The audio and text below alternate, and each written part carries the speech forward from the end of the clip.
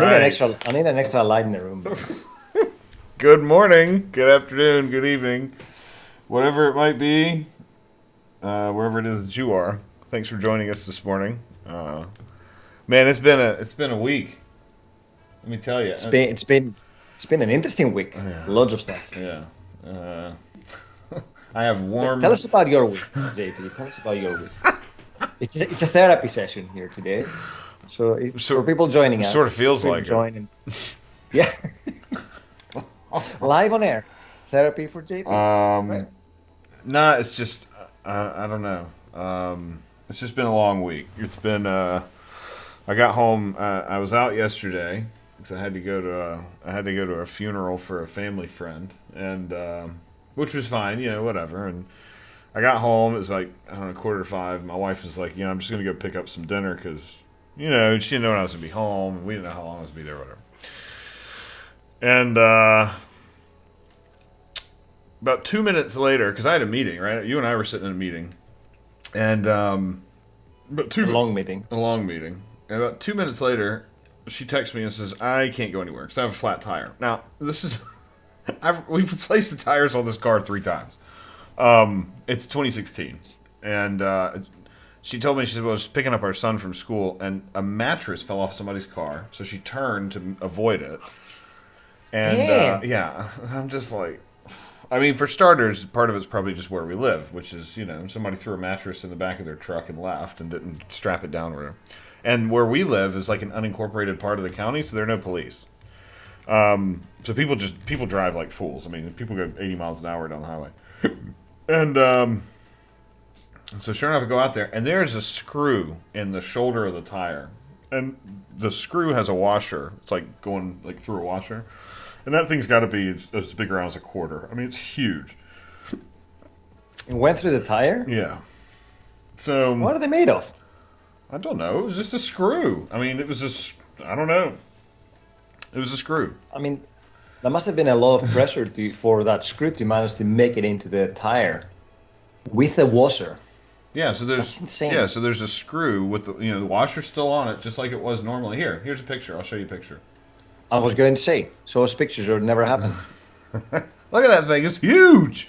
I mean, this is a Wow. big tire because it's a minivan, right? So it's just a big Yeah. big screw.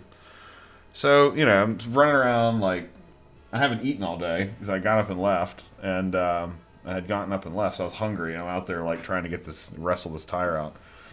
And anybody who owns a Honda Odyssey knows that getting the bicycle tire spare out of it is somewhat of an ordeal because the front seats are here, and right underneath the front seat, like right behind and right Hmm. underneath at the little place where Right.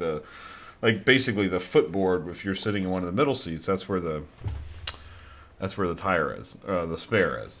So you finally wrestle that thing out, and I mean, if it wasn't for a floor jack and a hammer drill, I probably would have been swearing a whole lot more, just because it was.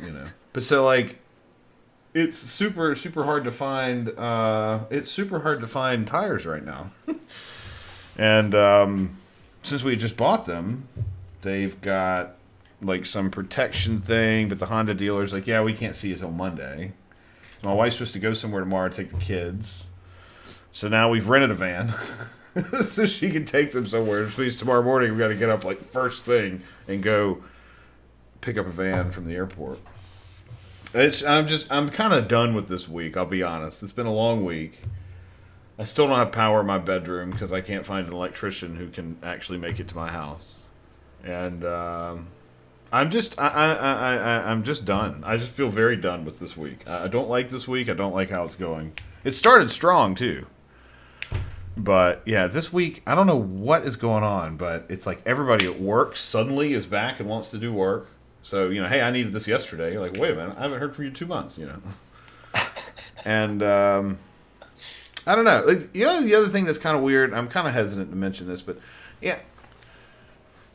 So over the past few months, we've sort of, we've started working with different people and whatever, and you meet people who have these really, really sort of positive, uplifting public personas, and then you meet them in private, and it's not like that at all. And it shouldn't. Oh, you met your heroes in real life, and you're disappointed. It shouldn't be. It's not surprising. It's just disappointing that it's actually happening, and that it's happening over and over and over again. Yes. But We're not naming names. Maybe that's what it takes for people to be sort of to have that public persona. Is they got to step on people to get there. I don't know. It just bugs me because it's just kind of like I don't know why it's got to be like that. So anyway, we've got some news. Yeah. First of all, we're changing the show from Community Hour to Therapy with JP. So if you joined us and you don't know what's happening, our morning is JP actually letting us know how it's been, and we're totally get it. I think it's been a long year, like it's an insanely long year, and now it's just compounding. So you start Monday super excited and everything else. Suddenly by Tuesday you're like, done. I'm spent. I've already done the work for the week. I just need to be off. So I don't think you're the only one. Bolt.io says, I agree with you. This week has been a drag. Bring on Christmas. Yeah, I don't know. Come on, bring on the New Year. I mean, I've worked from home for a long time, so working from home, I feel like the drag of constantly working from home is catching up to me maybe late, just because I've worked from home for so long, so I was pretty used to it. Well, like 7 years later or something? Well, no, just like the coronavirus, being at home all the time. Like, I don't know. It'd be nice to come out to the left coast and do a show on location at our boss's house. Can you imagine? No, we can't do it on our boss's house. He doesn't have any internet. That's true. I mean, he's got his internet. internet's so bad like we can't do that. But 5 kilobits. He's back in the ISDN. We'll just do Nick teaming across 5 hotspots, and maybe we'll get enough bandwidth to do the stream. You're absolutely right, Bolt. Working from home is not the same as working from home with the pandemic. Yeah. We can't even go out these days to see people and stuff, so it's becoming a drag. Yeah. Stacking the. Also, JP is working from the basement, so he doesn't even have windows. Let's do a crowdfunding and get him some windows in his basement, or but the problem is it's not a funding problem; it's a physics problem. Because behind me is dirt. On that side is a bathroom. On that side is a storage area. That also on the other side of that is dirt. So I'm actually trying to put some doors in to the upstairs office. So at least up there I can. I saw that, but rather than discussing it here first, you went on the internet and told Twitter how to give you advice. We could give you advice. I figure that if nothing else, the internet is. If there's anything that we have that the very plentiful right now, it's opinions on the internet, and so I thought, well, I'll go get a few, and I did get a few, and they were all great. The hard problem now is like it's so hard to find people who do work like electricians and trades and carpenters and contractors. I mean, everybody's so busy. It's super hard to find people. Everybody's doing work at home because they're stuck at home. So what are we going to do? Just remodel the house? Yeah, I mean, I think that's what it is. It's like people are at home and they're bored, or they don't like their working arrangement. So they're like, hey, well, let's fix this. So they go hire people. And I'm tempted to go back to school and get my become a licensed electrician just so I can do my own work. Because I'm pretty sure that... You'll be minted. These guys are in high demand and short supply, and... You can charge whatever you want. Oh, you want this light bulb change? Yeah, that'll be $300. Yeah, well, so if we change the stream from coding to pulling new wires and Romex, that's fine. I think there are 2 wires. I think there actually are wires that have. I'm almost certain that the shielding has melted on a wire in my bathroom wall or bedroom wall. Damn. Because I've taken out every outlet. I've replaced the breaker, which was an absolutely harrowing experience, and. Nothing still works. Like, every time I try to use anything in my bedroom, put any load on the circuit, it arcs and it trips. Wow. There must be something wrong there. Oh, check this out. Bolt.io says, I bought a house. Congratulations, my friend. During the pandemic, because I needed an office rather than a kitchen table. I bet you in 20 or 30 years down the line, there will be the pandemic economics, where, we had cloud transformation for companies that were like, meh, we're not going to do it now. We're going to wait for 10 more years when this thing is not a fab anymore. And I'm kidding you not. We had customers that we would walk in 2018 and would say, don't think the cloud is going to stick forever, or it's a fab or whatever. And they went from a 10-year plan to a 5-week transformation, moving everything to the cloud because they had to enable remote work due to the pandemic. Oh, so yeah. it's going to be an interesting time, like 20 or 30 years, looking back how the pandemic affected the global market and decisions about what you would need. Funny conversation. I'm getting a desktop. So this has been the part of a joke for our meetings the last couple of weeks, since I had to get approvals and get justification. And I went on Twitter and say, hey, finally I am getting a desktop, because Jimmy Bogart was apparently having issues with his. If you don't know Jimmy, he wrote a couple of really interesting tools in the .NET space, like Automapper and what have you. So Jimmy was like, oh, my laptop is not working. So you should get a desktop. And lots of people pile on to that conversation. Apparently everyone is getting a desktop. So after not having a desktop for over 12, 13 years, can't remember the last time I had one, I am getting a desktop because I'm not traveling, I'm not going anywhere, and I need a decent machine since we're streaming and doing other stuff. It's insane how, if you look at it, and Ball is saying, no, I needed an office, not a kitchen, because many people were not working from home, so they didn't need to have a setup. Yeah. That's why chairs and desks were in very short supply in March. You couldn't get a webcam anywhere because everybody just rushed to get them. Just very interesting times. But yeah, by the way, let's share my screen. Are you sharing my screen? You're not sharing my screen. Do you want to share my screen so we can do some news? Yeah. You done therapy? Are we done with your therapy? Are you happy now? Are you gonna happy in a better place? I can survive till we're done streaming. How about that? I like your happy disposition, my friend. It's great. Let's see. Let me check your team share, because we've had so many issues with Teams that the sharing has been kind of wonky. Let me make sure. Let's see if we can't get. Yeah, true. Hey, guess what? I got a new old monitor. So I had an old monitor, which is 27-inch, not 4K. I was so close to buy 4K yesterday. Anyway, I can't get your screen. You can't get my Teams? Oh, god damn, I can get man. your video, but I can't get your screen. I don't know what's going on. Oh, no. Let me share again and see if that works. How about now? Let's see. Will it work? Will it work? Do you just see a black screen or something? What is it? I don't see anything. Oh, okay. In that case, I will give you the links, and you can open them. I just have an empty frame. That is amazing. Although it's weird, it's interesting because it actually does seem to be working here. It just doesn't seem to be. I don't know. It's weird. I don't know why it's not working. I am sticking them in the chat, and we can just open them and talk about them. Okay, well, we will open them and talk about them. Okay, let me open them and we'll talk about them. Any particular order? What's new? Let's start with what's new. Go for it.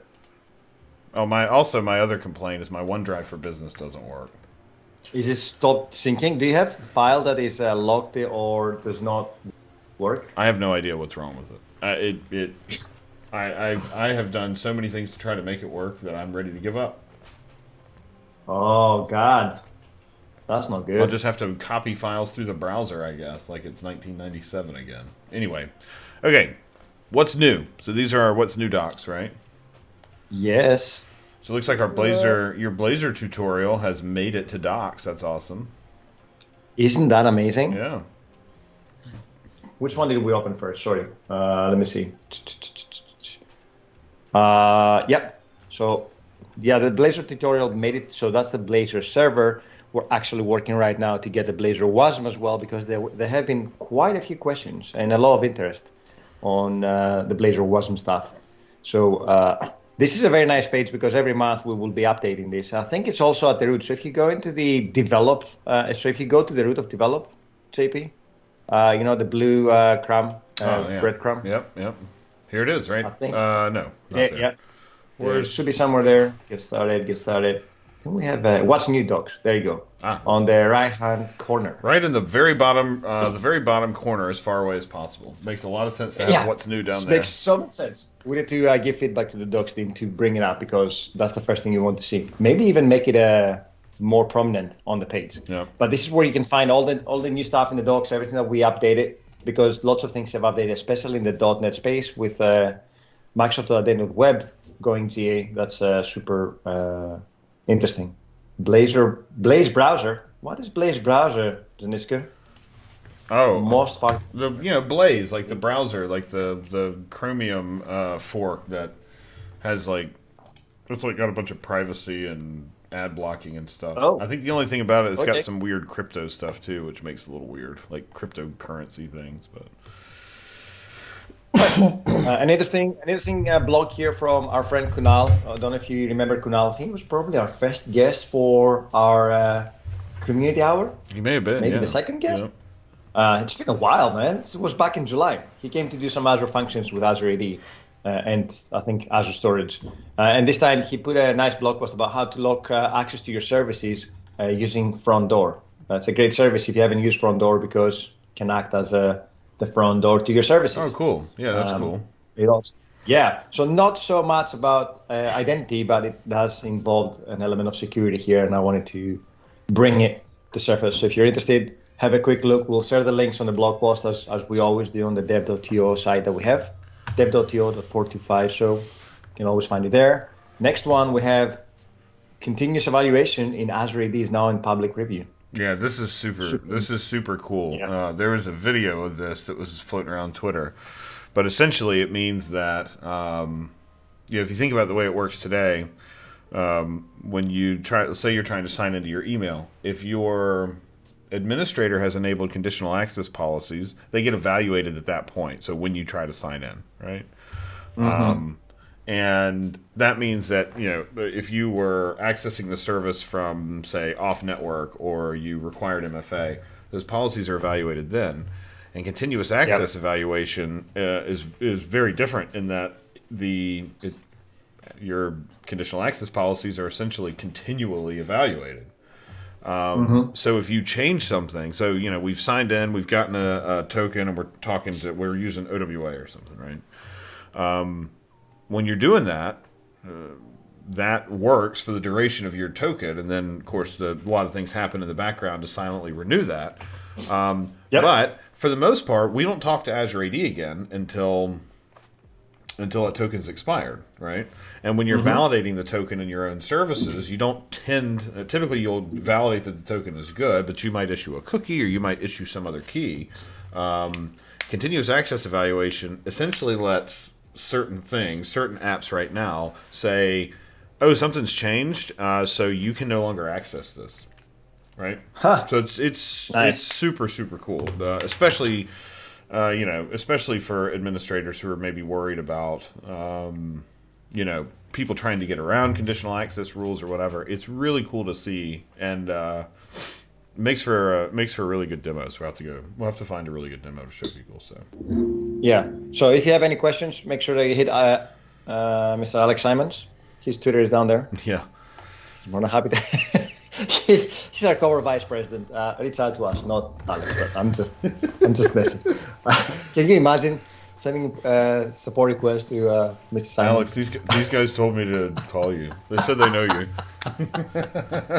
Don't use our names. Don't use our name. Do not name drop. At least my name. At least Uh, my Twitter handle isn't obvious. See, that's I like it. You were thinking forward there. I like it. Right. This last one is from our friend Steve Croxford. He came across an issue and hit us up on Twitter about getting his Blazor WASM identity working, and he can log in. So we were able to support him and help out. Apparently, the pictures are not loading there. Interesting. They had our tweets there about how to sort it out. So if you come across the same error, he was kind enough to document it and work out the fix, so you can always fix it. There you go. Thankfully, Azure and Chill had the answer. I try. I aim to please. You aim to please. So I think these are the news for the week. Do we have anything else? I don't think so. With what's new? Yeah, I think that's all we have. I mean, to be honest, I haven't had enough time to scan the community, but what we will do is... Oh, should we tell them about tomorrow? Are you guys excited about tomorrow? We have exciting news for tomorrow and Monday. So tomorrow, And every Monday, Friday. so starting tomorrow, well, really starting November 1st or November, whenever the first Monday is in November, Hey, Saitar, thanks for following us, by the way. Yes. Starting we're going to be moving the show to Mondays and Fridays. Wait a minute. Did Cider come on the screen and I didn't see it? Because I didn't see the ding, the It message. did. It did? Yeah, it just did. It I just think it popped only up. came. My eyes must be fooling me, or I'm not seeing properly. Did everybody else see it? So, I'm just wondering if it only works for JP or it works for everyone. no, I mean, I saw it in the stream monitor. Anyway, Okay. You should make it more prominent, like a big one in the middle. I know. That all requires... Screen blows up. I hear somebody's coming down the stairs. And he's about 30 inches tall and a 25-pound bruiser. So We have a guest. Are you saying we have a guest for the stream? he might be better at identity than me, but he just points at me and yells "Dad" until I say something. But anyway, so we're going to move the show to Mondays and Fridays, and the reason for that is that we are going to also be streaming to Microsoft Developer. So we're going to be co-streaming to both. The Microsoft Developer channel on Twitch. So you'll be able to find us there. And, of course, the hope is that we find a lot of other people there, too. And, of course, we'll also be here. So we'll always be on our sort of home channel because inevitably Yes. there are going to be big events like Ignites and those sorts of things around the world that are going to cause our slots to get bumped. But there are two big advantages. First, we're going to be moving to Monday and Friday, which from some informal polling and asking around, that actually sounds like may work out better for some folks. And we're going to be moving to 8 a.m. Pacific, which is great for Christos and great for a lot of our coworkers in Seattle and on the West Coast because, of course, 7 a.m. is pretty early for them. So we're going to be moving to 8, which I think is going to be great. We'll do the same time slot, so 8 to 11 Pacific and 8 to 10 on Fridays. So nothing really changes for us on our channel here except for that we're going to be doing it Mondays and Fridays. Oh, wait a minute. If it's 8 o'clock, then it's not 45 anymore. Well, 8 o'clock. Is there too late? 8 o'clock is still too early for many. It's definitely too early for me. For 7. If it was 8 a.m. Eastern, it'd be way too early for me. So for those that may have missed the joke, 45, it's the HTTP code for too early. Yeah. And we did set it up like that because of the initial time of the stream, which was 7 a.m., which is crazy o'clock for Pacific time. But I think 8 a.m. will probably serve our audience better. I think so too. And even for those that are signing in from the US the UK or Europe to watch us, I think if and when things go back to normality and people are still at work and what have you, then it will give them enough time to go home and switch on their stream at 6 p.m. rather than 5 p.m. So this time difference also gives us a nice buffer to catch our European counterparts. So starting from tomorrow, we will probably be doing a few streams as a test on Fridays and Mondays to set up the schedule. And because we have already some guests locked in for October, we can't really switch off our Tuesdays and Thursdays. So we'll still be doing probably 4 streams until the end of the month. Yep. And by November 1st, we'll be kicking off the new schedule. We're super excited. Now, talking about Microsoft Developer, I would urge everyone to tune in today. They have this amazing two-day stream. It's an event. I think it's run by the CDAs, although I still haven't established who organized that. But they have this amazing event for getting started with a lot of things in technology. So cloud, development, streaming. If you want to find about how to get started with certain things like GitHub, source code, and they have a lot of soft skills and hard skills there as a mix. So I would urge you to tune in today. They had Mr. Thrazman yesterday kicking off the event. They have Seth Juarez, Donna Sarkar. They had a parade of amazing CDAs. They also had a parade of community people coming to the show as well. So not just Microsoft Run. They had a lot of community. They had an employment panel, like how you can get started with the community. They also had people that are not particularly involved with technology. So not everyone is a developer there, which I think was a nice change. So make sure you tune in. And tomorrow we will be here as well. But you can also catch us on the Microsoft Developer channel. Yeah. So tomorrow we're going to have Sahil, who is Sahil Malik. Yeah, he's one of the PMs in the identity group with us, and he has a wealth of knowledge, and so he's going to come on and talk about a lot of different things. I think one of them is going to be authorization. So all the different flavors of authorization that are available in Azure AD are back with Azure. role, app roles, all the different ways that you can authorize users in your apps. He's going to come and talk about that, and I think there may be a couple other things he's going to talk about too with CLI and stuff. So that'll be cool. Yeah, he cornered himself in that because he pinged us this morning saying, "Hey, we have all these different options for doing RBAC on Azure, roles, groups, IAM, and whatever, and we don't really have a good document." So we're like, yeah, we'll definitely do that. And he said also, we should do it on the stream. And now he's been voluntold to do it tomorrow. Yep. By the way, Sahil is an insanely clever person. And I only found out yesterday that he's got a wealth of Pluralsight courses. So for anyone that has done Pluralsight before, you know that it's a very laborious effort and it takes an insane amount of time and work to put these courses together. I think he pumped 4 courses in the space of 4 weeks or 2 weeks that were published. Now, obviously, they were not published or they were not made at the same time. Maybe he didn't. I don't know. Maybe he's a superhuman. But he's been doing Pluralsight since 2006 because I pinged him yesterday. I was like, dude, is that you? Is that you on Pluralsight? It's mighty impressive. So it's going to be a very interesting show tomorrow, and we can't wait to have Sahil on the show. Our inaugural Microsoft developer and 45 show co-stream. That would be nice. Right? What are we doing today? So before we move over to working more on Thrazman, there were a couple things that came up last week.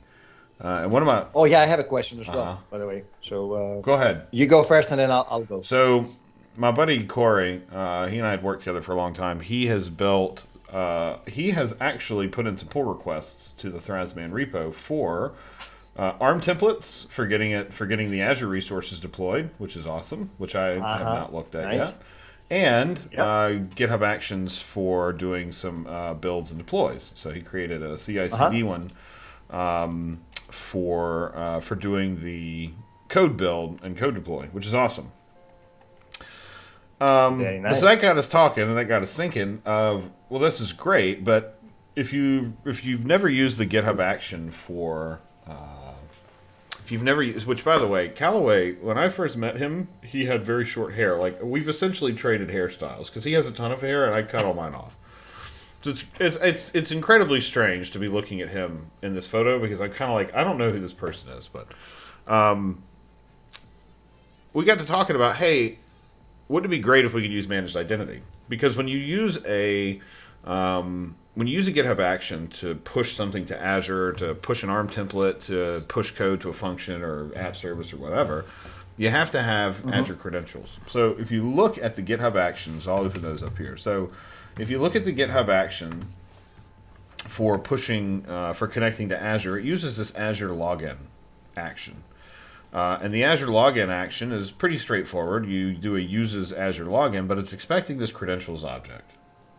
And to get the credentials object, you have to go to PowerShell, or you go to the CLI or PowerShell, and you generate a JSON block of credentials. But it's got it's essentially a username and a password at the end of the day.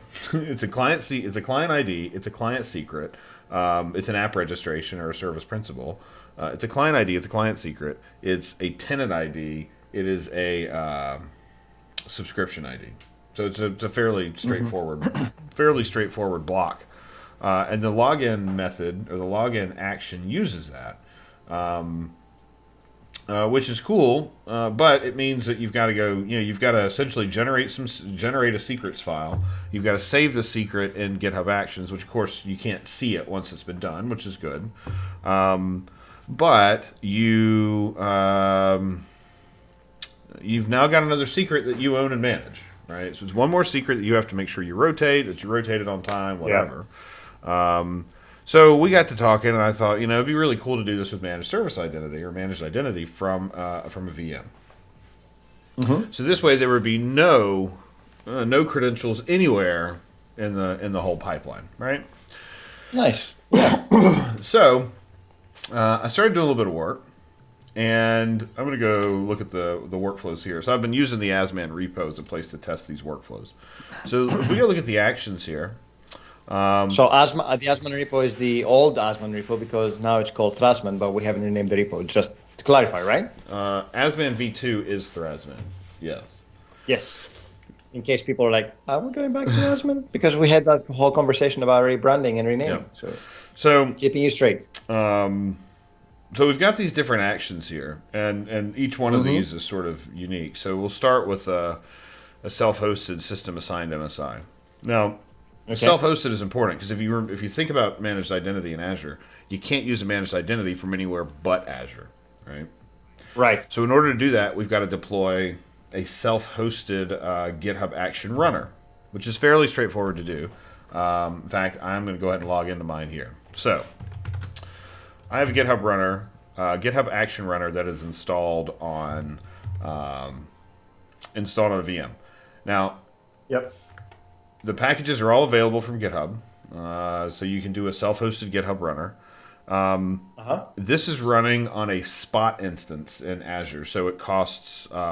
If it runs, if it runs all month, it's like $6.40 for the whole month, and it's like a 4-core machine, so it's not a bad machine. Spot instances are awesome because it's essentially unused capacity. So once you get it, But there's a caveat, right? Just to let people know. So it's cheap, but the caveat is that you might lose your VM if Azure needs more yeah, capacity. the risk is you'll get deallocated, kind of at any time, or Yeah. deleted. It's up to you. You choose what you want to have happen. But for me, for this, since this is very much a dev and test kind of a thing, I don't really have Yep. much of a reason to.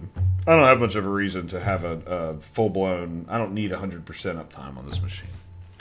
Gotcha. So when you install it, there's some docs for this, which we'll share in the chat and in the blog post that goes along with this. But there are a few things that have to be installed, but that's about it. You install the GitHub runner from a script, and it becomes available. And then when you want it, you turn it on. So now it says it's connected to GitHub and it's listening for jobs. So I'm going to put this window over here so you can see what's going to happen. And we'll make this window smaller and put it over here. And then I'm just going to. So the VM is currently running, right? So the VM's running.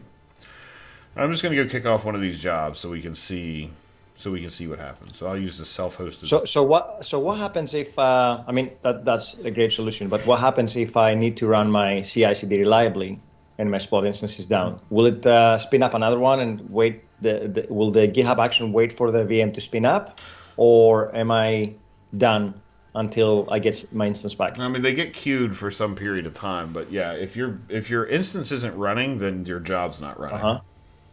Okay. So I'm just going to rerun this job here, and we'll see it pop up here in just a minute. You'll see it pop up in the VM, and says the VM will say, "Hey, I've got a job to go run." So it says it's running this job, build and deploy. And if we go look at, let's go look here, you'll notice we've got set up jobs. So it's downloading the normal GitHub action for checkout master, but it's downloading my version of login, right? Right. So it's running, and you'll notice, login via Azure CLI. So that's one of the steps in the workflow. So if we go and look at this, it's running it, and then all we're doing really is just calling login identity, which is all you have to do from CLI to log in with the managed identity. It just happens automatically, right? So that's built into the Azure CLI, It's right? built into Azure You just CLI. call the login. It's also built into Azure PowerShell. And because the login can use Azure PowerShell, you can use this with Azure PowerShell too. So we've got login identity, if you'll notice here, and then the only command I'm running for the purposes of showing this is az account show. And you'll notice az account show runs, and it gives me my tenant ID, my subscription ID, etc. But it's an MSI and it's a system assigned identity. Do you need to set up the subscription? Like, what happens if I have 20 subscriptions on my AZ login? Do I need to set up the default one for AZ login so it knows that it always uses the right one? So you can optionally. Now, if you have an MSI that has access to 20 subscriptions, that's probably a hygiene problem more than anything. Because you're using the managed identity that it is assigned to only one tenant. Right. And a subscription, it will only work on that. Okay. So let's go look at. Fine. So it sets the identity sets the context. Yeah. So let's go look at a user assigned one. So this is a user assigned MSI. So an MSI, there's a system assigned MSI which is tied to that specific instance, that specific VM. But you could also have a user assigned VM or a user assigned identity, and those user assigned managed identities don't have. They can be assigned to multiple things. So in this one, you'll see again it's login identity, and if we look at account show, we should see. This one. This one's still using this one's still showing as a system assigned identity, even though it actually is not a system assigned identity. Let me pull up the other one. Dun, dun, dun. Dun, dun, I'll pull up dun. the other You one. will find a I'll bug. pull up well, if there's a bug, it's in my code, not somebody else's. So, let me see. I may have actually. I think I may have incorrectly named some of these, but Ah, anyway. So it supports user-assigned identity and it supports system-assigned identity. And if we look at what the workflow looks like for those, so here is self-hosted CLI. So the only difference is instead of with credentials, it's with enable managed identity true. If you have a specific subscription, there are overrides for that. So there are different overrides to say enable managed identity true, and then this is like enable AZPS session. There are others for using a specific managed identity. So if you want to use your user assigned managed identity, you just have to put the resource ID in here, or you put the resource ID in oh, secret. wow. That is a lot of, like, do you need to pass it like that, or can you just pass the resource ID Nope. and be done with This is what CLI is. This is the resource ID.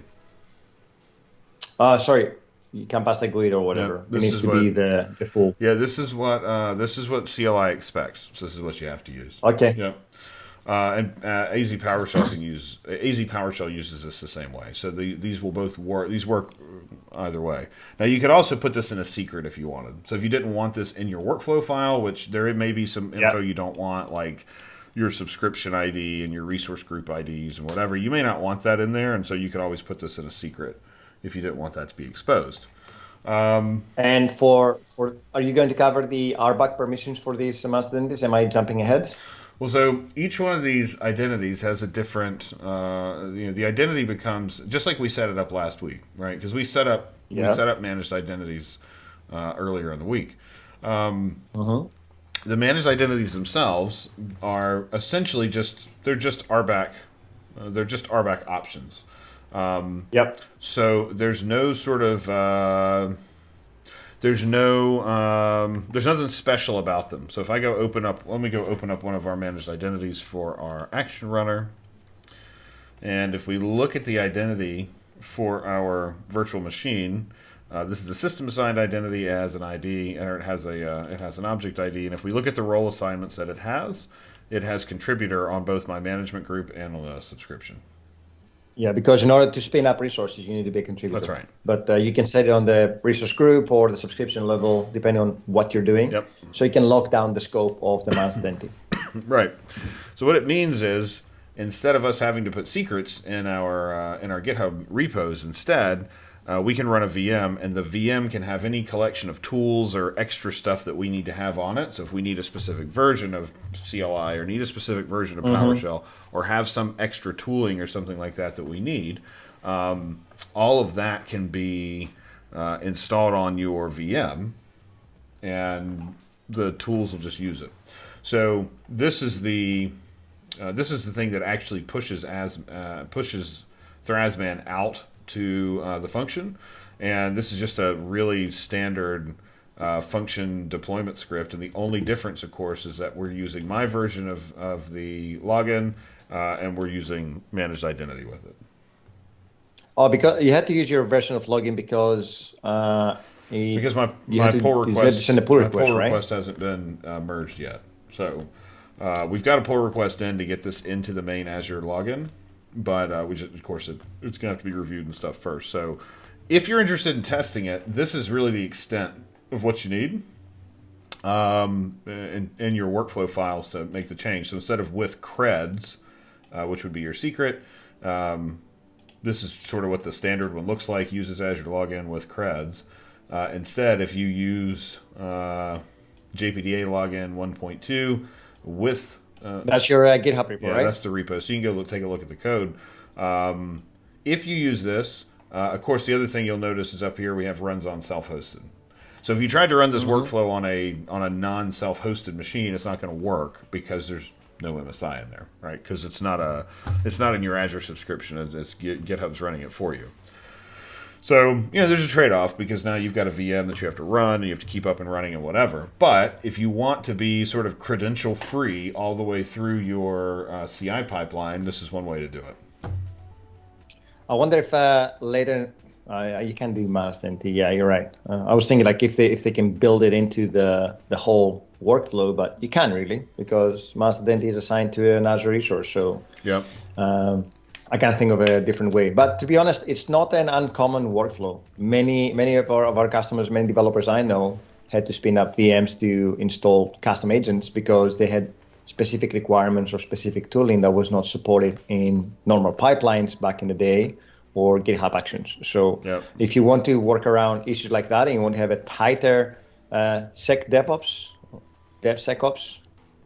SecDevOps, I think is the term. Yep. Then this is the way to go, and I love that. Hopefully the pull request will come in soon. We can reach out to the Azure CLI people and push it in. Yep. So I'll put the repo out here.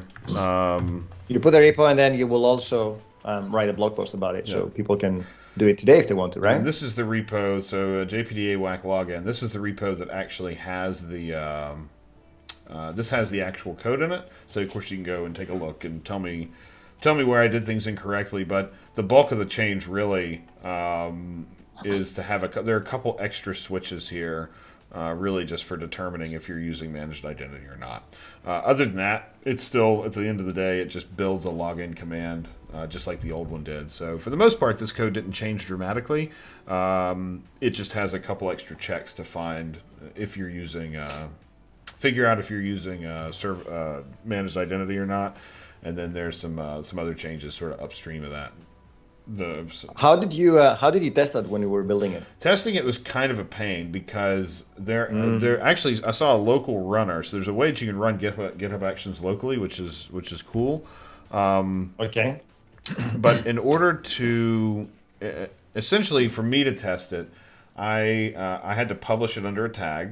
So we have so you have to do a compile, like an npm build because it's in TypeScript. So we npm build it, get the JavaScript out, update the action file to point to the new one, and then there's also a tool called NCC which will take the it essentially finds what it needs out of node modules and compiles it into a single file, so that you don't have to include the entire node modules file because of course because we're using Azure CLI and Azure PowerShell, there are a whole lot of dependencies. And so this, honestly, like writing the code for it was the pretty easy part relative to... It was testing it, right? Yeah, it was testing it and packaging it because, of course, I didn't want to use this repo with the action to test the action because every time I would push code, the action would get fired. So I decided to use Thrazman just because that was sort of a real-life sort of example of what it would look like to use in another repo. So... Okay. So I used Thrazman to test it and would just sort of kick these jobs off manually. There is one thing to remember, too. If you're using a self-hosted runner with a public repository, you have to be extremely careful with what kind of actions your workflows will kick off. So that's still something you and I need to go and root all the way down to the bottom to make sure that there's no issue there. GitHub's current guidance is that your GitHub repo should be private. If you're going to use a self-hosted runner, they strongly advise it at least. So, but if at the same time, if it's your private code that you're pushing to your own private systems, then that's probably not that big of a deal anyway. But so you're not pulling random code off the internet like that, you mean? More that if somebody was to put in a pull request that is malicious. Yep. There's a possibility that they could craft a workflow in a way that would cause their pull request to run on your runner and compromise your VM. In other words, right? Yeah. So here, I'll put the link. Bring on the bots. Put the link. Bring on the bot. Put the link in the docs here. So yeah, it's pretty neat, and I think this is kind of how Azure DevOps do it. So if you were using Azure pipelines, it was kind of the same thing. You wanted to use managed service identity, you had to deploy an agent into your subscription, and then connect that agent to your DevOps account. In GitHub, it's a little bit different because you connect the self-hosted runners to your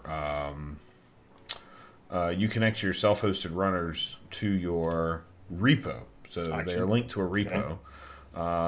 So you see self-hosted runners, and then here's my runner. Now, and when you do the installation, there's essentially a script. And in fact, we'll even look at it. If you add a runner, it's fairly straightforward. I'll choose Ubuntu because that's what I'm using, or Linux. It's x64. You go run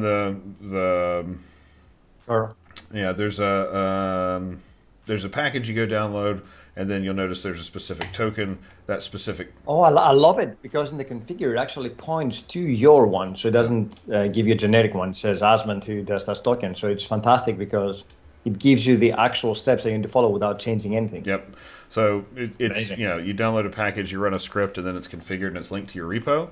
And then I have specifically I've allow listed two, basically mine and somebody else's, so that just to sort of limit the exposure a little bit. I still have marketplace turned on, so you just kind of have to be careful because now somebody else could potentially run code on a machine that you control that has access to your resources. So you have to be super careful with how you configure your runners and what you want to configure your jobs to be. But of course, if you're using a private repo, then it's a moot point. 'Cause if they've got private access to your private repos, then they've probably got private access elsewhere too. So you have other problems if they have access to your private repo. Yep. So the other question is, now that you're running these in this kind of format, did you isolate the VM in its own resource group and its own kind of a VNet or whatever to not have access to any other resources on Azure? So if somebody, at worst case scenario, hijacks a VM, will they only be isolated to that? Yeah. Did you create a mode? There's nothing else in here there's nothing in this VNet except for this. The only problem, of course, is that the MSI that it's using. It's a contributor. Damn. Yeah. But yes, if I was thinking about what you would do for production, I would think you would probably scope your MSI to a specific resource group. Yes. So create a resource group and then scope your MSI to that resource group, and then that way your blast radius is fairly limited because all this thing can do is deploy resources into that single resource group. So there may even be an interesting way to sort of chain these together and have different sort of security contexts in each one. I haven't really looked into it just yet, but I think at least for what we were trying to do, I thought it was a good step in the right direction at least. Yeah. So yeah. Yeah, we'll put a blog post about it because I'm sure that other people will be equally interested, right? Yep. And then let's see. See if one of these has. One of these was. I have a community question. Or are you showing more stuff? No, I'm done. Okay. So I got an email this week asking about something interesting. I think we said that we should be covering this at some point in the future, but there was a question about whether you can UI test. UI test. I don't know if that's the right way to do it. Somebody was asking if it's possible to do automated testing for SSO with Azure AD login. So is it possible to automate that process at all? Or test Azure AD login, automate UX logging or whatever? Well, there are lots of different ways to do it. I'd say none of them are great. So when we're doing automated UI testing, the way I've seen customers do it in the past and the way that we've talked about doing it with them in the past has been either A, if you need to do fully live all the way through, essentially having two authentication schemes. One authentication scheme is Azure AD or OpenID Connect or sort of your normal path. Your other scheme is static key, some other kind of derived data, a certificate, something like that. Right. So anything that can be produced. We've had some customers try to automate the Azure AD login process. I would not advise that at all. Nope. One option may be to run to do client credentials with app permissions if app permissions are available. So you're doing an app-to-app type of a call. That's very difficult to test user-specific stuff, of course, at that point. The other way to do it when you don't need to test the login flow itself is to mock an identity object. So, for example, in .NET, there's the claims principal and claims identities objects. Right. By mocking those, you can add your own claim sets, and those claim sets could be whatever you need them to be to test with. That's probably the most ideal way because you're not actually changing any of your authentication schemes, and if your classes and methods are expecting an identity, they just get a mocked object that has an identity in it, right? Because 9 times out of 10, we are looking at authorization tags, or we're checking if somebody's got a specific claim set or a specific claim with a specific value in it. So, in the context of our tests, if we just mock those out, because that's not the system under test, right? Like if we're testing to see how does this react when it's got Johnny's info in an ID token or in an access token for a service, if that's what we're testing, then how we got that token isn't really the thing that we're testing, right? Interesting. So Yeah. you'd mock out your identity objects,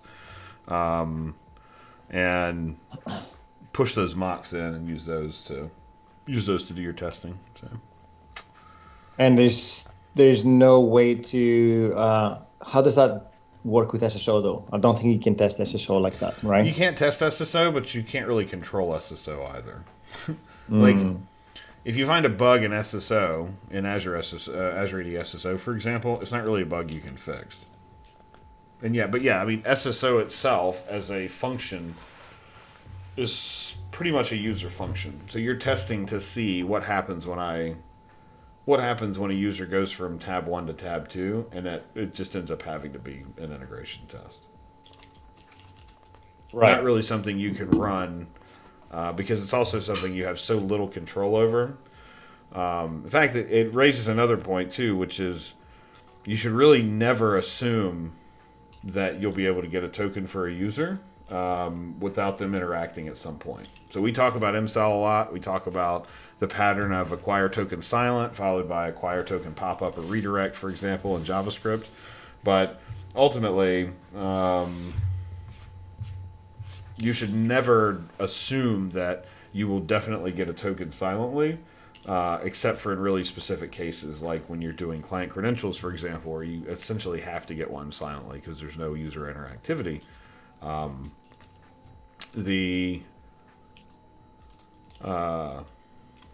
When you're doing anything that involves a user, either with consent, getting them to consent to permissions, or getting them to log in, there's always a possibility they say no, they can't get through because of conditional access or some other reason. So the assumption that that's always going to be available is you can't make that assumption. So do you have an alternative? That makes sense. Oh, dude, no. I think that's something very tricky to test, to be honest. And Yeah.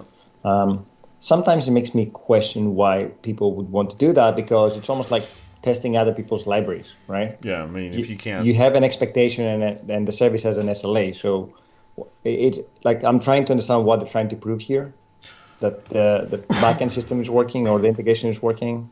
I just feel that it's tricky. Well, I think I think the things that we've seen people test historically have been, what am I going to get from the identity system, and if I'm doing work to the identity itself after it comes in, for example, like some of those things are just really hard to test without going through it on your own.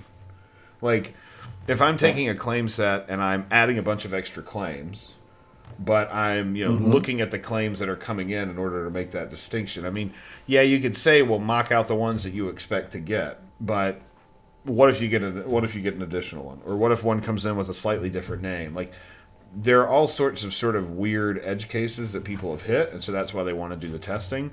But yeah, and unit tests, of course, are very different from an integration test. And if you, for example, don't control the service that you're calling and you need an access token to call a dependent service, then, can you send a mock? to. I know, Bolt. That's like my favorite saying. You know what they say about assuming. So, I think testing with login is testing with, especially with like an interactive style login. It's just a hard thing. There's not a great silver bullet. There are just lots of different strategies to try to get around it, but none of them are none of them are super slam dunks. A lot of it depends on what you need to test and how you need to do those tests. So, but I think there are a couple strategies. You find the one that fits the most. You know, use app ID or use client credentials if you can, and just go get live tokens as you need them. Mock your identity objects against tests when you don't need to test anything specific to the identity. You just need data from the identity, just like a database table or whatever, just dummy data. Yep. And worst case, you could always try, just switching authentication schemes. So, and that's right. Look at the big brain on Brad. Don't write tests; they can't fail.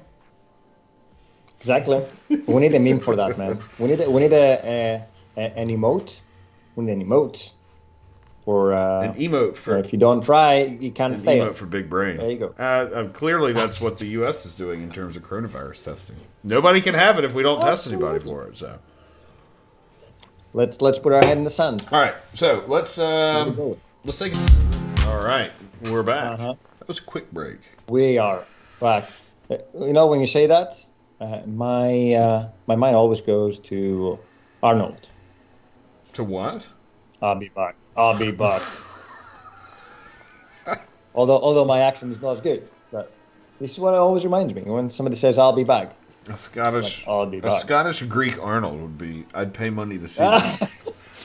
Yeah, because obviously the size of me is so close to Arnold. So all I have to fix now is my voice. See, I have no idea because I've never actually met you in person. You could be. I'm tiny. You could be 5. I'm actually tiny. This is zoomed in at 200%. In fact, I'm like I'm a 5'1". You could be super you tiny. could be 5 feet tall, or you could be 7 feet tall. I literally have no idea. But I guess you have no idea about me either. So. I do not. You're absolutely right. When we finally meet in person, I'll probably just get so much judgment that we'll say, it was probably better before we met.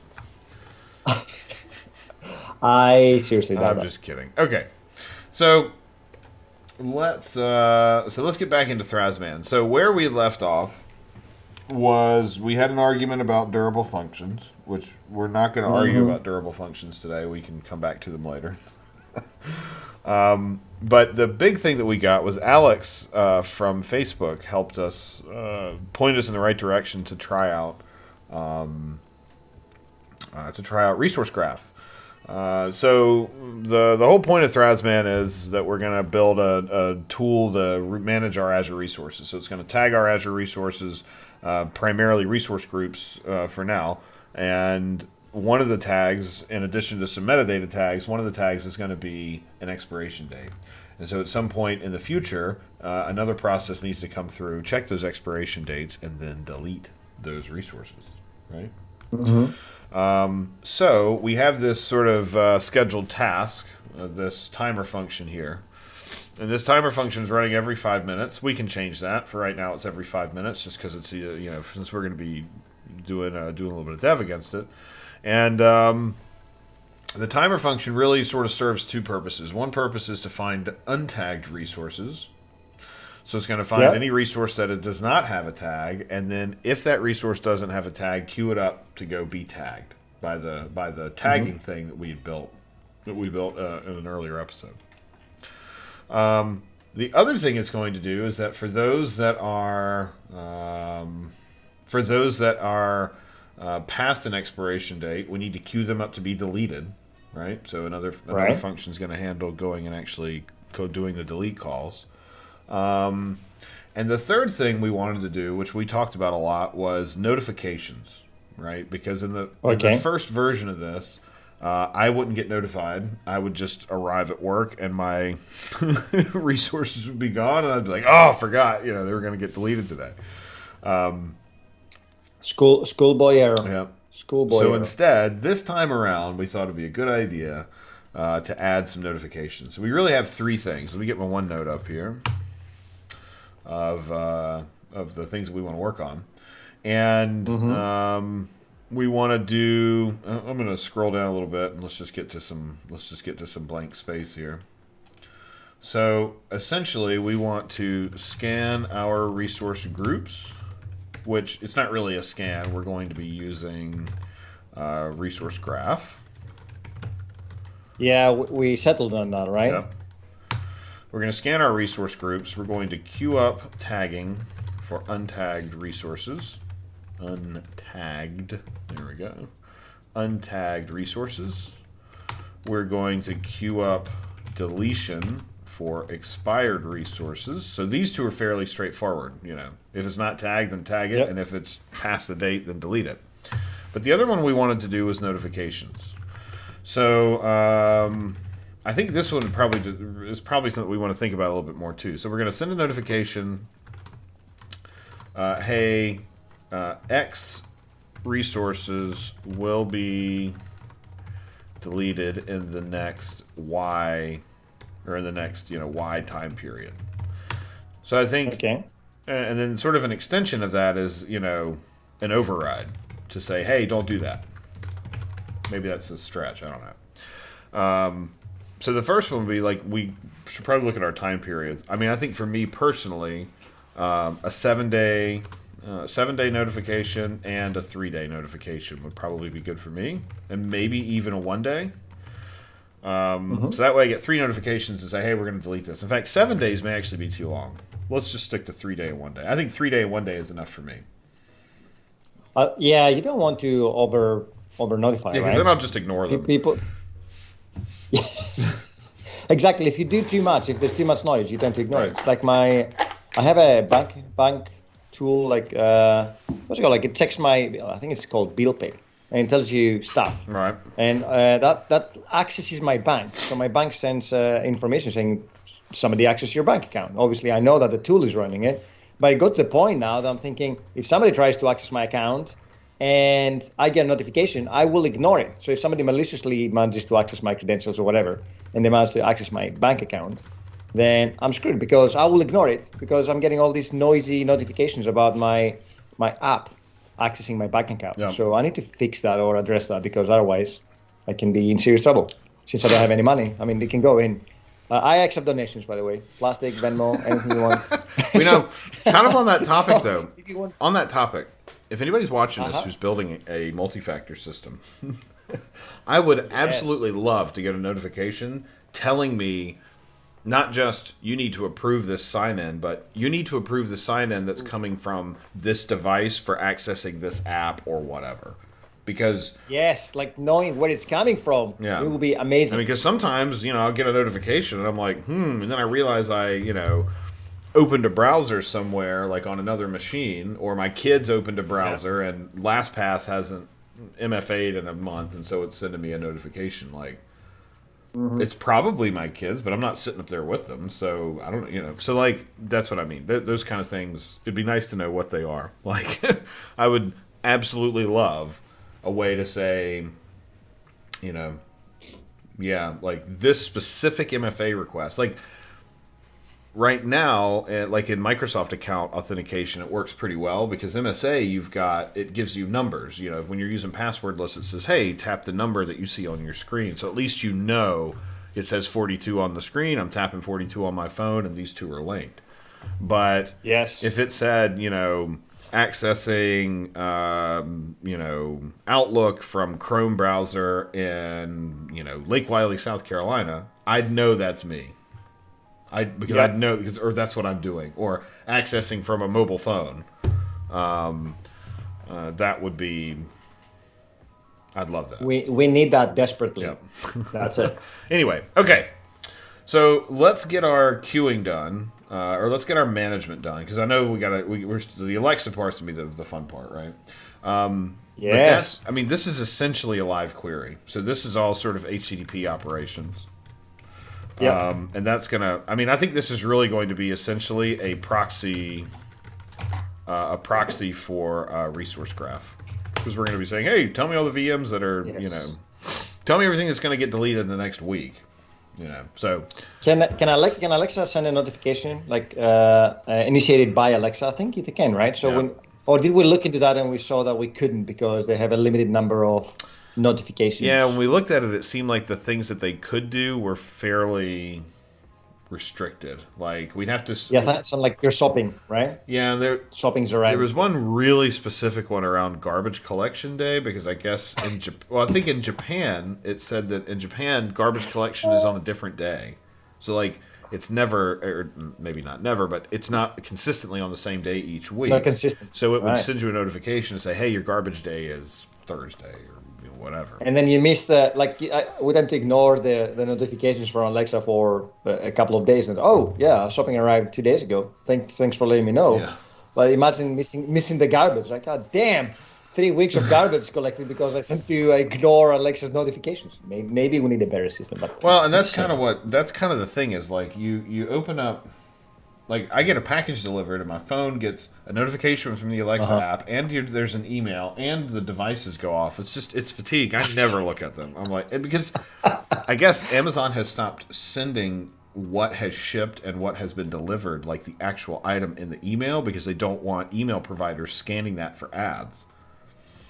Oh, is that why Yeah. you have to actually click on the button to go and see your order, which always opens the stupid browser, by the way. Yeah, so then and I'm never logged in on the browser. Yeah. Like, screw that. I don't want to see what's happening. So you get an email It should be a saying, surprise. "Hey, your Amazon order is shipped," and that's Yeah, literally all it yeah. says. Click here to track Yes. it. Like, well, what is it? I'd like to know what it is. Or just It's arriving today. yeah, something's arriving today. Like I don't know what. Okay. Click here to track. Anyway, I didn't realize that. That's a very good Yeah. point. I mean, can you imagine Google scanning all your emails for ads? Hey, do you want to buy luggage? I just bought the luggage from Amazon. Why would I need another one? yep. So anyway, so we got to queue up. So once we found ours, we got to queue them up either for deletion or for tagging, and then also find any that do notifications. And part of me is sort of tempted to do this as a separate batch. I don't know. Because I kind of just want to send a notification once a day. And if we're going to be scanning to do tagging and deletion every few minutes, or even just every hour, I wouldn't necessarily want to get. I wouldn't necessarily want to have to worry about the logic of how many emails do I want to send? Well, you're absolutely right. I almost spent a lot of money on a new monitor, which in effect I didn't need because I already had one. But so close, man. I mean, it's very tempting. Oh yeah, It's like only 10% discount. Did they not do some kind of a research that they found out that technically all these discounts are not proper discounts because you can find I don't know. similar products elsewhere on Prime Day that are more or less the same price? I mean, Prime Day is a warehouse clearing event, right? It's like, oh, there's too much stuff, so we got to get like. I know that we bought a new Kindle Fire Kids edition because we had one, and the kids would use it occasionally, and the 2-year-old chucked it off the balcony, and it didn't survive. So Will it fly or not? We should have a new YouTube channel called "Will It Fly or it Not?" flew a surprising your kids- distance, but it didn't survive the flight, and so they were half price yesterday. So I was like, well, I guess I'll get a new one and give it to somebody for Christmas. So Christmas shopping, part of Christmas shopping. I know what I'm getting for Christmas. Thank you, JP.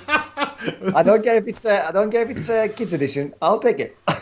So anyway, okay, so let's go figure out what we're going to do in our code here. So we have now that'll be awesome. 2 M2 SSDs that'll be rated. That'll be cool. I found a PCI card. I found a PCI card for adding NVMe SSDs, and I used it on my workstation at the office for a while. And I mean because my desktop here has a native NVMe slot on the board, and I started using it here, and I was like, oh my god, I guess I can't go back to work and use my machine at work without one of these. This is awesome. It's like 3,500 megabytes a second reads. I was like, I gotta have the same thing. That's insane. And so the PCI card was like $20, and it's got like 2 NVMe slots on it and 2 M2 SSD like normal SATA slots on it. I was like, this is awesome. It was $20. Callaway. So So you spend $20 to buy the PCI card, but then you had to go and buy all the It was SSDs, like right? So technically the it cost was was $150. I more. just needed one. Okay. They Nice. also make a PCI card for for micro SD. So you can get a PCI card that you can load up with micro SD that actually has a hardware RAID controller. So you can put a dozen micro SD cards and RAID them together. Like a micro RAID setup. I guess so. I mean, these days SSD cards come at sorry, not SD cards. The SD cards come at what 256 gigabytes as Some of well. them are pretty. So you Some of them get are pretty fast. You know, 100, 120 megabytes a second. I mean, it's nothing compared to an NVMe or something, but still, it's. You know, I guess if you got 30 of them together, maybe you could get you striped 30 of them together. Maybe you could make it work. But anyway, okay. imagine flying back in time 20 years ago and then presenting that to someone. Say, hey, you can have this kind of performance on your machine. Damn. So With SD. yeah. So okay. So we've got our resource graph. So we've got our because the resource graph is constrained to subscriptions, we have to get a list of them first. That's what this first call is to subscriptions. Yeah. We're using the Azure Service Token Provider, which is the essentially the MSI shim for getting a token with MSI in a function or an app service or in .NET anywhere really. So we're using that to get an access token for management.azure.com. That access token can be used against the subscriptions API because that's also a part of management.azure.com, as is the resource graph. So we can use the same token for both, which is great. That token, once we have our subscription list, then we have to go and query each one of those subscriptions. Now, the thing we noticed last week was there's actually a subscriptions array. And that subscriptions, so we can send in multiple subscriptions at once, which is perfect. So instead of us having to do a... Wait a minute. Did we cover that last week? I don't remember covering that last week. Did you do it on your own time? No. I'll pull it up. Here. Look at that. Was I asleep? I haven't even used Postman. On the wheel? I haven't used Postman What since happened? then. So if we look at management.azure.com, let me pull one of these back. So this is the subscriptions call. And if we look at what we get, this is what the MSI has access to. And so this is what we get, a list of subscriptions, right? Yeah. If we look at, let's see, those are all, if we look at resource graph, oh, it says we need at least one of these in here. I don't think I've done this now. In the request that we make, if we go look at the body, there's a subscriptions array. And that's it. So you need a subscriptions array. This is an array. That is amazing. So in here, instead of looping through this with just a single one, we can just put our 2 or however many subscriptions our thing has access to. If it's only one, then it's only one. But because this is an array, we can send them all. And then because we're selecting the name and the subscription ID, we'll know which subscription ID we need, which is what our tagging function needs to go do the tagging. So that is amazing. So it'd be pretty cool. It pretty much gets us down to one query. So we make one query against resource graph, one HTTP call. Instead of having to pull down all the resource groups for multiple subscriptions, we can make 2 calls to get a subscription list, and then to make this resource graph call and get all of our items that are that need to be tagged. Sort of in. So this definitely trumps the PowerShell option, right? Because we looked at that. I mean, you could use this with a PowerShell, and PowerShell could technically execute the HTTP calls against the resource graph, but you wouldn't be using the native Azure PowerShell CMDlets commandlets. There is one to execute because it's not as efficient. Well, you wouldn't use the. You wouldn't. Well, there is a native. There is an AZ resource graph. Set of commandlets. Oh, there is? Yeah, we did that last week too. I don't know. I don't know where you were. Was I actually here? Yeah.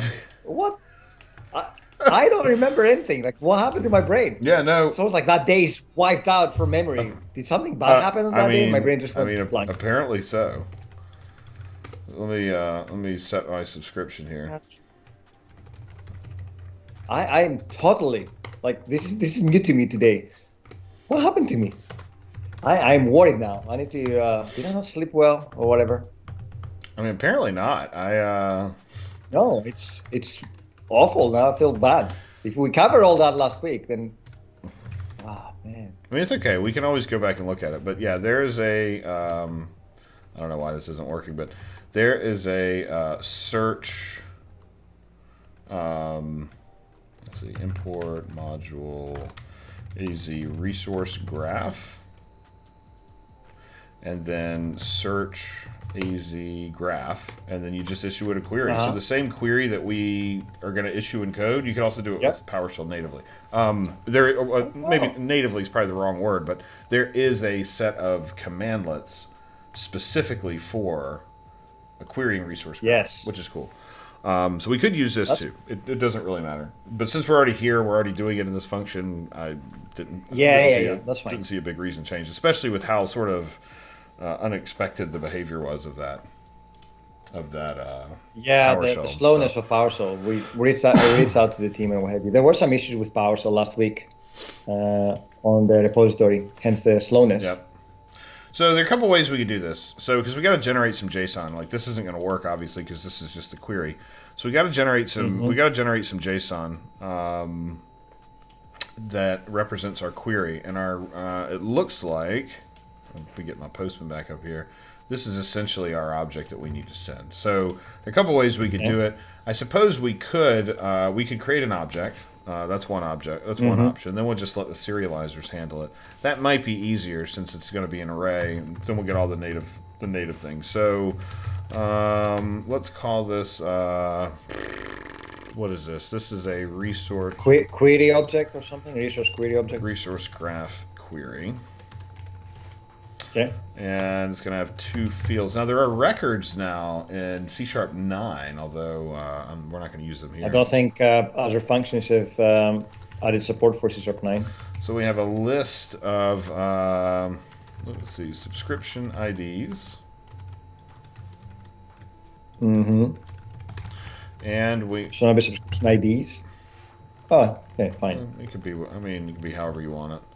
I remember the link days, like link to SQL days, when your objects, your ORM objects, would be pluralized for you. So you'd create like an object. I think there's a whole debate around pluralization. Yeah. Like on database tables, do you pluralize the records, or like is it students or students?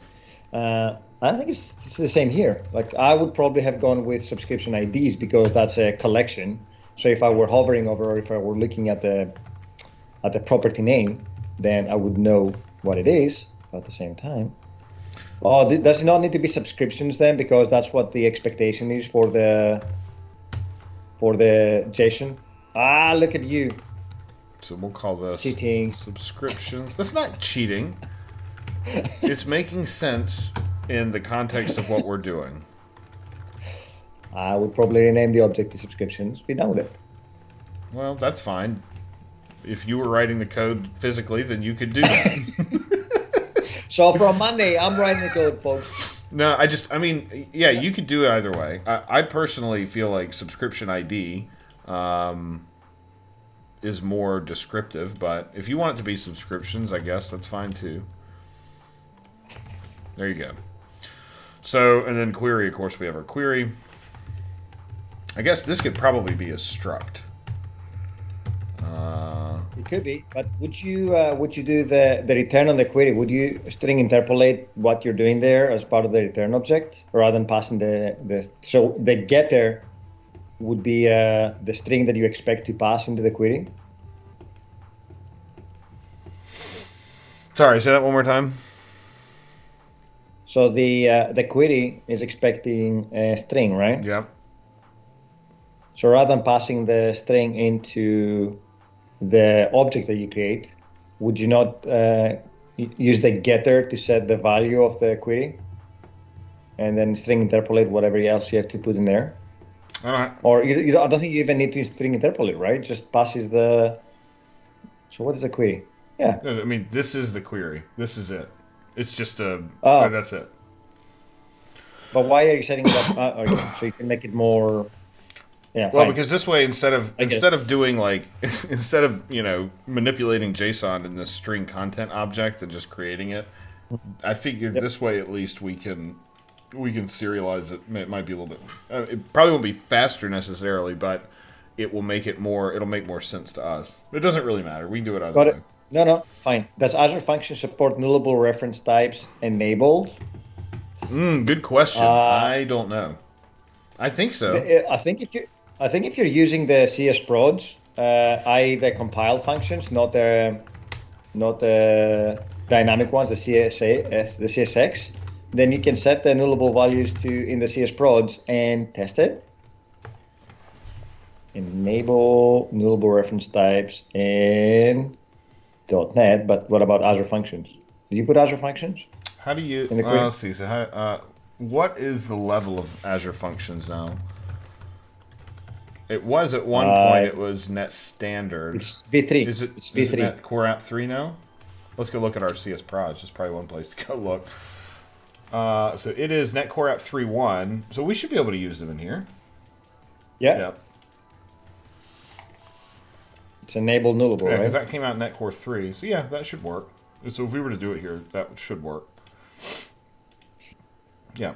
But only for the compiled ones. I don't think you can do it for the Oh yes. or the I precompiled don't think ones. you could do it. Not I the don't think you CSX. could do it in a CSX. But yeah, you should be able to do it Yeah. here.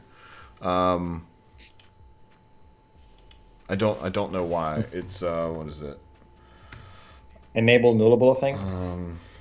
Or nullable enable, can't remember. Oh, your search is working now. Yeah, So that's you were good. complaining It about. was not working. I think it takes some time when you start it up. Durable functions for state I management. know everybody keeps talking about durable functions. The thing is, there's actually not a whole lot of state here. A lot of it is Nullable yeah, enable. nullable Right. enable. Okay. Yeah, we don't have any state. It's a fire and forget Yeah. thing. Thank you, Baldayo.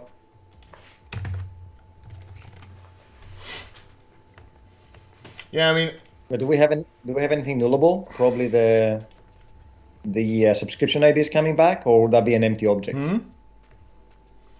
What will be nullable here?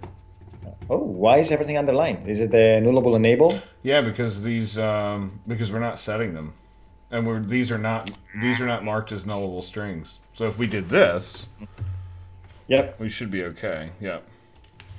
There you go. Now, one question is, do I have a list of nullable strings or do I have a nullable list? Nullable list. Your IntelliCode. But, no, actually this is good because you can't make this query without it. Yeah. A nullable list of nullable strings. So, because we can't do this, let's see, resource graph. I guess because we can't do this, we need our subscriptions.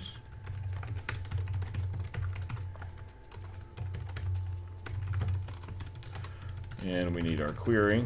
And I think this is what the new record type in 9 does, right? Is you don't have to do all this boilerplate of setting stuff. I haven't tried it yet, but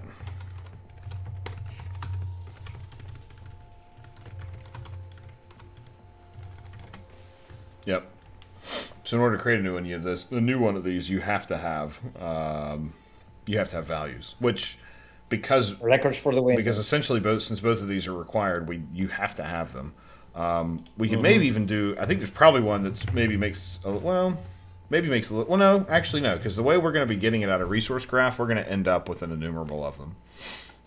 Yep. So what we could really do here is to list. to list this. Yep. And then that way we'll have a list so that we're not doing multiple enumerations. We'll know we'll have a list. Yep. And then we'll just set our query. Because I don't think we're not really going to be manipulating the query much, I don't think. We're going to have maybe 2 or 3 different queries that we have to issue, but that should really be the extent of it. If we wanted to use, so I guess everybody keeps talking about durable functions, so I guess we have to come back around to it. If we use durable functions here, the point of it would be that we'd have one orchestrator function, and that orchestrator would essentially handle firing what we need to do at what point, right? Which is cool. Like, I'm not saying that it's not something we want to do.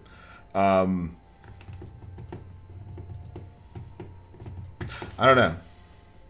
We have I don't think for this one we need a nullable function. we have durable. You said null. Sorry, You said durable. nullable. A nullable function. And I've already had a whole pot of coffee, and I still can't function properly. Jeez. So it's gonna be one of these You days. still can't function properly. Haha, see, pun intended. See, it's getting Azure it's Functions, getting to be and I that can't time. function. Okay, so we've got our subscription array, and so essentially we need to create our query. So Yeah. resource graph query. Here we're going to have our subscriptions, and then we're going to have our query, which right now our query is essentially a static string. There's, Can you hover over the var subscriptions? What is the object in the var subscriptions? Is that an enumerable? should be. Line 102? Enumerable. Okay.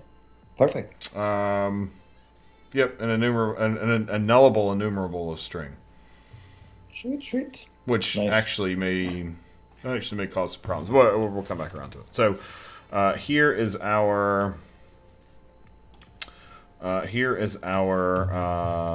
here's our query that we need to do.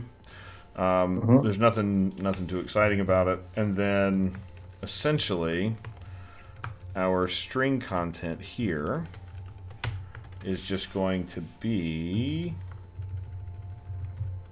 now.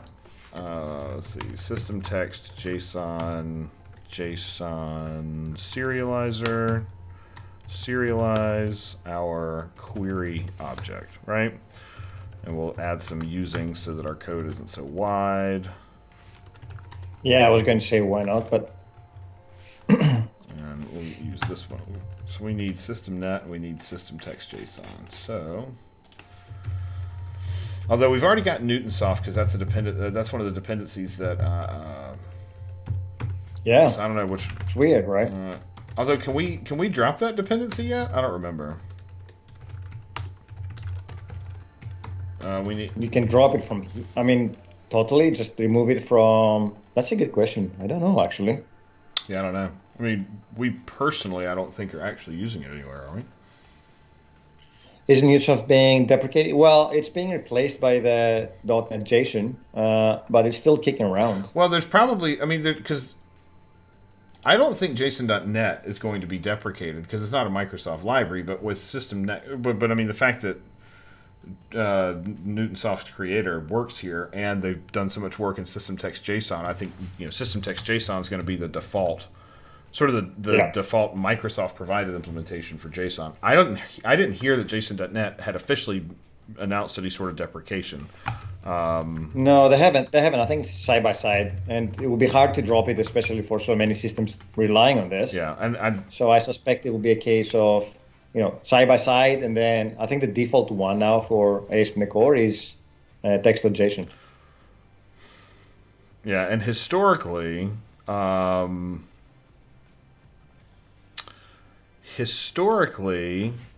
functions, Azure Functions had a hard dependency on it. So if you were using it, that was what you had. So we need HTTP, we need headers. So this gets us our authentication header value. Okay, this is maybe a little bit easier to read now. And then this is ambiguous between the two.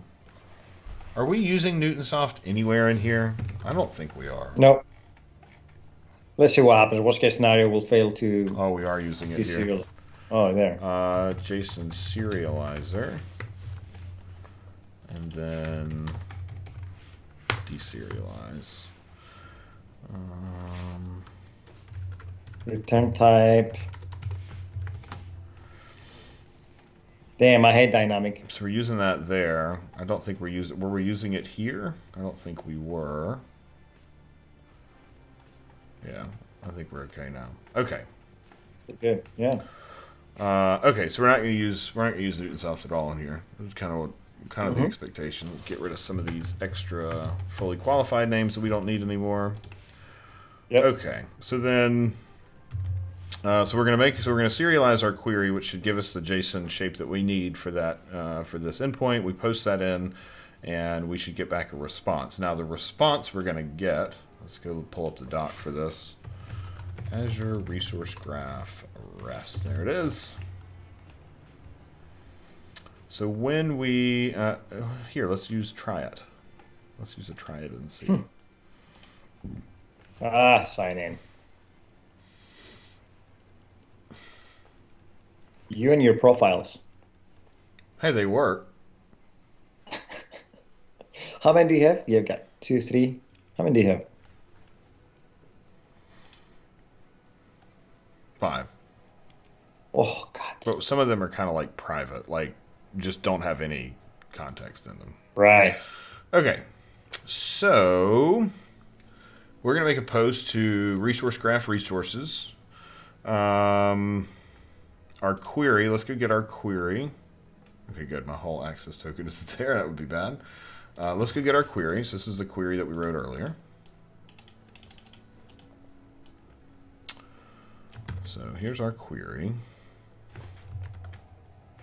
And for subscriptions, I need to go get my subscriptions. So I guess I'll just let me find one of these that we've got. I don't want that one. Get. Let's see.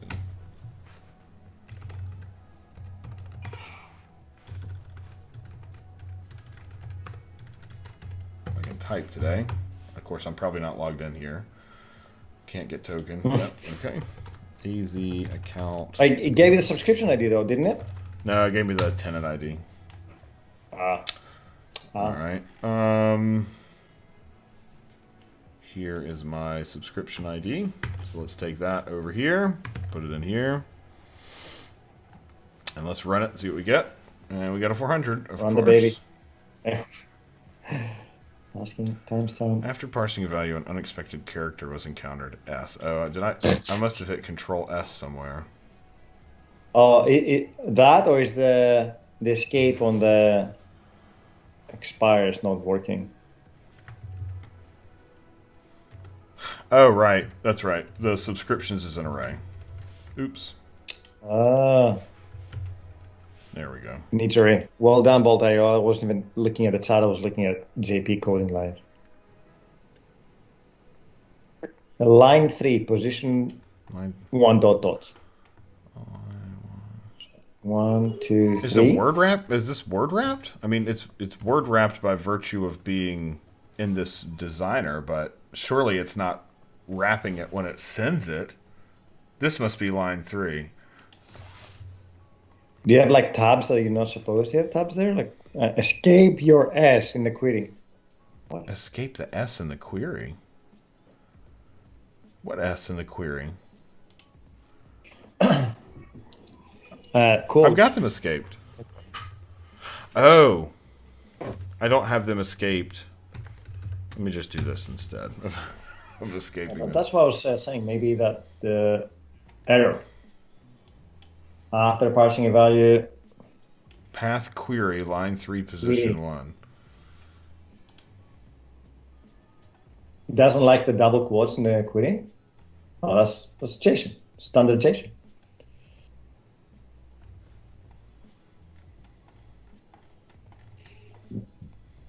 Oh, wait a minute. What? I never remember to do that. I literally always forget to do that, and it doesn't matter anyway. Another. After parsing a value, an unexpected character was encountered. Did I not take one of those backslashes out? No. Everything's there. It's resource. I'm just comparing and contrasting. Oh yeah, sorry, that's fine. No, I mean that looks okay. Do you need to do the subscriptions in the way that they have it over there, like a new line or whatever, for after the array? Oh, I don't have a comma. There's no comma after query. Maybe that's all it is. Yeah, that's all it was. No comma after query. Okay, cool. So this is sort of what our schema looks like. So this is our output, which is sort of what we expected, because this is what we asked for, right? So we have our columns. Yep. We have our rows. So our columns are name and subscription ID, because that's what we asked for. And our rows are our rows of all of our things that are missing. So that's good. Now, it looks like there are a couple of things we need to consider. The first one being that you Mm-hmm. could end up um, in a truncated place. Of if you notice, there's a If it's too many. mm-hmm. Ah. So let's see, first page Oh, queries. you have paging. Right. But I don't know what the. So how is that indicated to you in your response? Because if we look at our response, look at this response on Mm-hmm. here, we have result truncated. So under what circumstances would we end up with result truncated? I don't see any mention of it. Indicates whether query results are truncated. Okay, that's. I mean, is this telling me that we should go and what do we? Will there be any pages? Yeah, is it telling me that there are going to be pages? Are there pages in here? Are they going to give us even the URL to go and get the rest of the results? Well, we'll get a. Well, I don't know. Yeah. I don't know if we're going to get a. So If we'll get a that's skip token or can not. can you search for it, like Google search for it to see if anybody else has come across this one? I think it returns 100 by default. Sticky top 999,000. So it'll be on the query, right? Is it? Oh, Is it's that on like the that. query? Okay. No, it's here. Oh no, it's not. It's there. So that gave me a 200. I need more. I need more resources. Should we go generate like 7,000 resource groups? Oh, we could do a different query. Let's do a query where we don't get resource containers. Let's see. Let's do just resources. Say Bolt.io try top 10 and see if it truncates the after the 10th. Yeah, that's a good idea.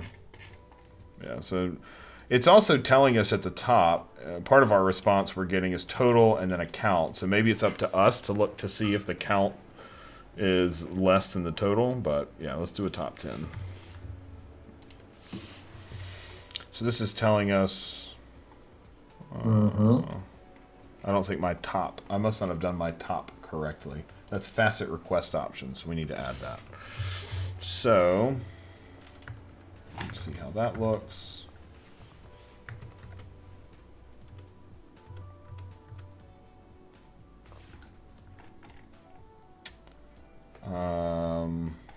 In the query, where do we set those? Random page query. So that's options.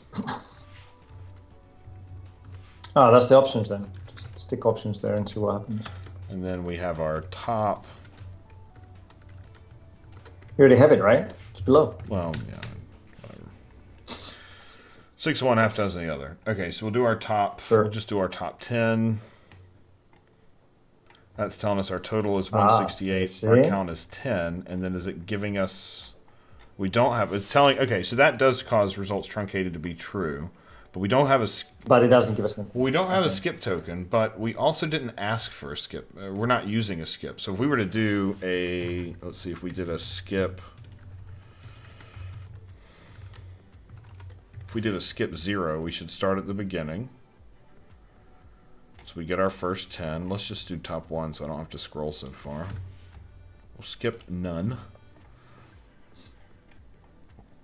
Okay. So how do we get a skip token? Under what circumstances is a skip token returned, I guess? Is there a skip token? Mm-hmm. Oh. Continuation.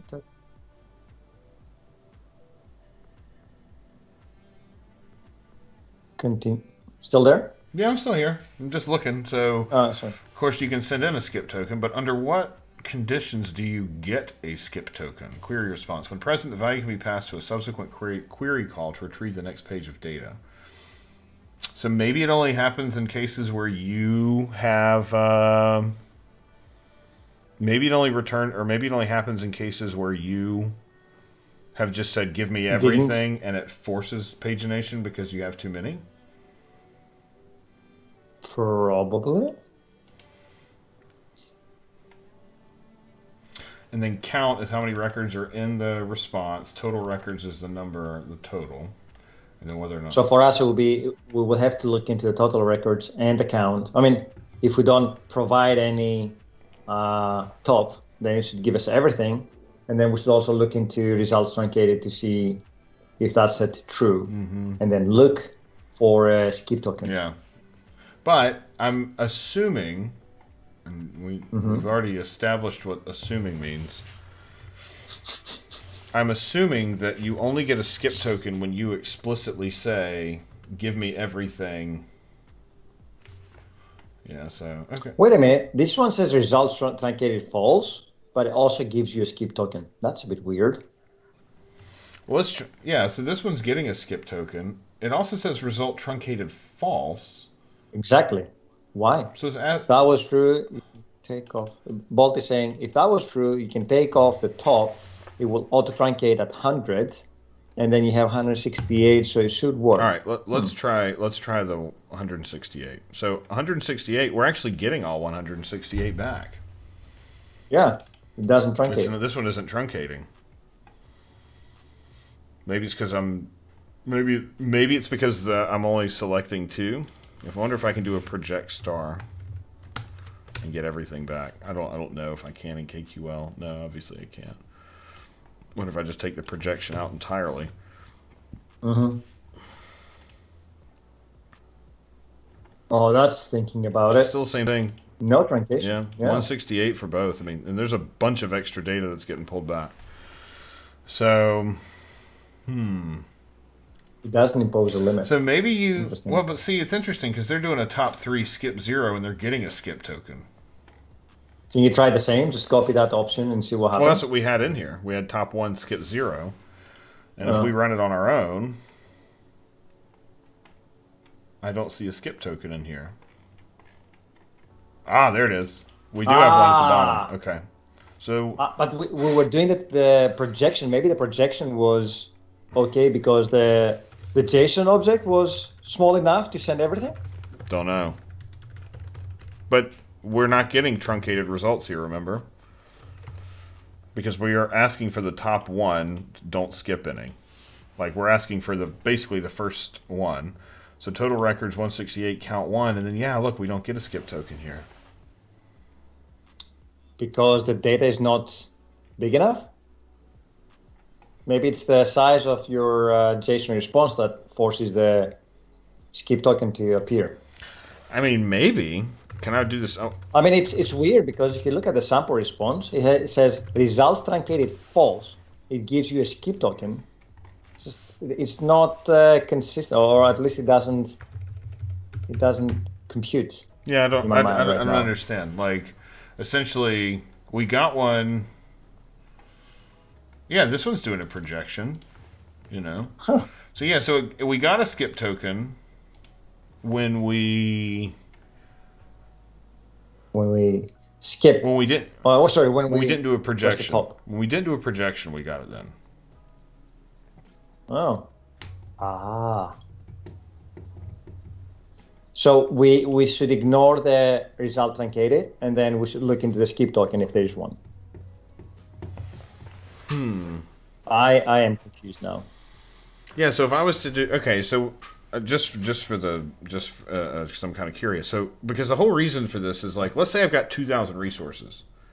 Yep. If we issue the query, we need the context of the query because we're going to go tag this. So expires won't be null for the next one. Or expires, if we reissue the query, expires won't be null. So instead of getting 2,000, we'll get 1,999. Right? But we want the context of that whole query so that we're not maybe pulling back the same one over and over again or whatever because it hasn't, because it's lagging behind or what, there's a consistency issue. So it's, but I don't know. I don't understand. I'll be honest. I don't understand why. I don't understand the difference there. So if I do a top 1, skip 1, we should get another one, which we do. An IIS data disk. Exciting. Let me go back to resource containers, since that's what we were using before. Top 1, skip 1. So that's 17. That's a B2C one. Let's go back. Let's do top 0. Or sorry, top 1, skip 0.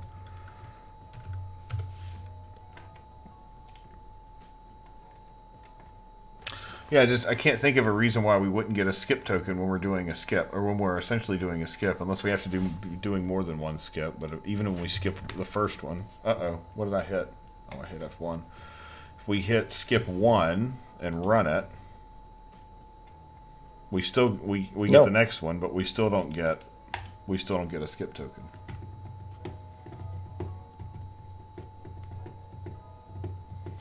What did we do to get the skip token?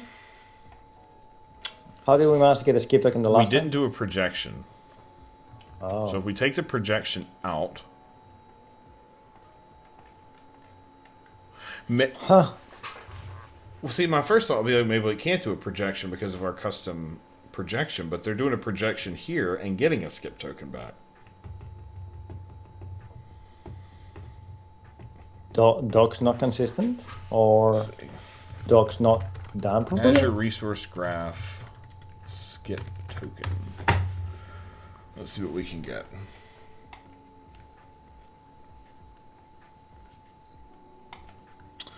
So, resource graph, blah, blah, blah. By default, resource graph limits any query to returning only 100 records. Okay. That's a lie. We know that. Well, maybe... Oh, unless you do a projection, maybe? Well, no, it could be... Well, you can set it in the you can set it in the query. Right. The default limit can be overridden through all methods of interacting with resource graph. Okay. In REST API, the control is top. Okay. The control is most restrictive will win. First currently has a maximum allowed of 5,000, which achieves by paging results 1,000 at a time. Okay. Ah.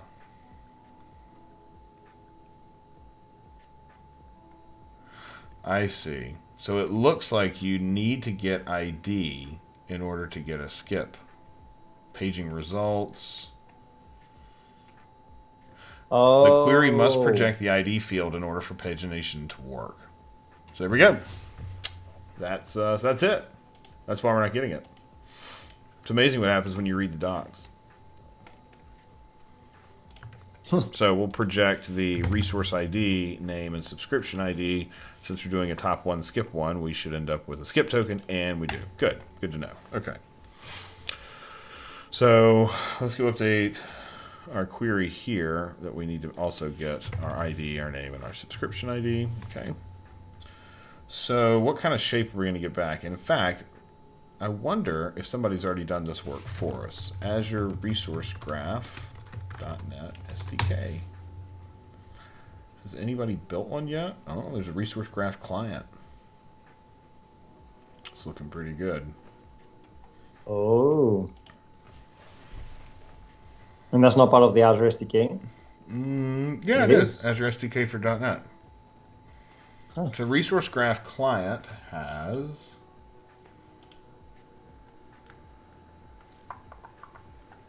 Not much. Is this not the reason why we looked at it very early on and then we decided not to? Oh, it does a query. First query in .NET. By the way, it's 9 a.m. here in the Pacific. Oh, I guess we're going to have to bolt then, huh? We have to bolt because now we need to be a little bit stricter with our schedule, especially as we will start broadcasting in multiple places. So I'll keep an eye on the clock always if I'm not coding. But I think with this cliffhanger, we're going to leave you here and continue tomorrow after Sahil. Yeah. Well, thanks everybody again. We'll see you so tomorrow we'll be back. You're going to get a lot this week. So tomorrow 10 a.m. Next week, yep. 10 a.m. No, 11 a.m. Eastern. 11 a.m. 8 a.m. Pacific. 8 a.m. Pacific. We'll be back tomorrow. We're gonna have Sahil. We'll work a little bit more on this. Let's go find somebody to raid. I'll make sure I only raid them once this time. Since apparently last time we accidentally raided Mr. Fritz more than once. Yeah, let's raid the Microsoft developer today because we're gonna be there tomorrow. They're doing some really interesting stuff. What are they working on today? Oh, this is the remember they have the event. Start the code, the getting started code thing, right? Yeah, that's cool. Yeah. All right. Well, we're gonna start a raid. We're gonna send you over to Microsoft Developer to see what they've got cooking, and we will see you all on the morrow. See you later, good friends. Sounds good. Thanks, everyone.